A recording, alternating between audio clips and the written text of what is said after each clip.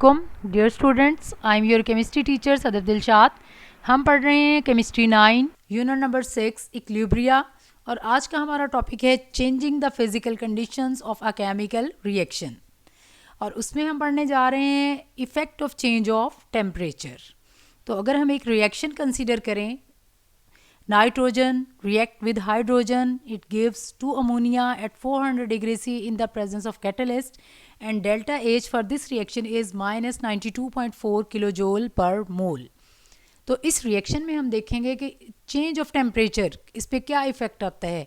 कि change in temperature हम दो तरह से स्टडी करेंगे, increasing the temperature and decreasing the temperature.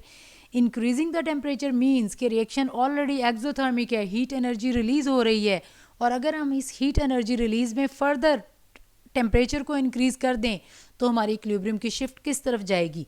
Equilibrium की कंडीशन में रिएक्शन दो तरफ जा सकता है, आइदर इन फॉरवर्ड डायरेक्शन और इन रिवर्स डायरेक्शन। लेकिन इस केस में जब रिएक्शन हमारा एक्सोथर्मिक होगा, ऑलरेडी हीट एनर्जी रिलीज़ हो रही है और हम और हीट एनर्जी प्रोवाइड कर देते हैं, इस केस में इक्विलिब्रियम फॉरवर्ड डायरेक्शन में की बजाय रिवर्स डायरेक्शन में शिफ्ट होगा।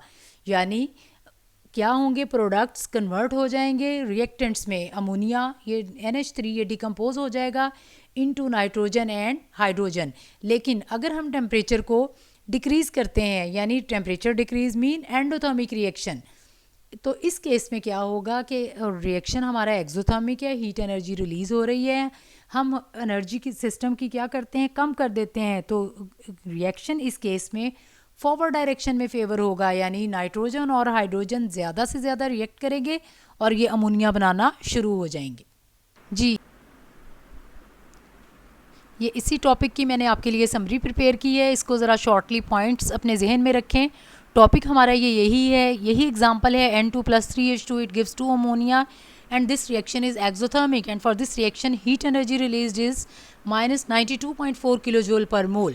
तो है तो ये एक्सोथर्मिक रिएक्शन, लेकिन हम देखेंगे कि इस एक्सोथर्मिक रिएक्शन में अगर हम टेम्परेचर डिक्रीज़ कर दें तो क्या इफेक्ट आएगा, रिएक्शन किस डायरेक्शन में फेवर्ड होगा, फॉरवर्ड में और रिवर्स में।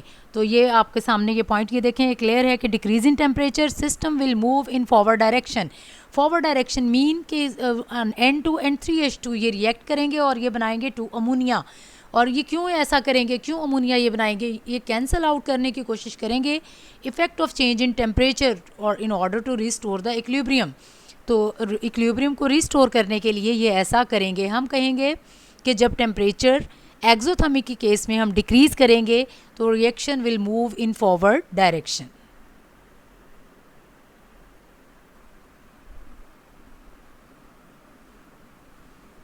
अब हम देख रहे हैं effect of increase in temperature on equilibrium state, and किस स्टेट के किस कंडीशन में, फॉर एंडोथर्मिक रिएक्शन। सपोज हमारे पास एक रिएक्शन है A+B and it react it form C, और इस केस में डेल्टा H क्या है, पॉजिटिव।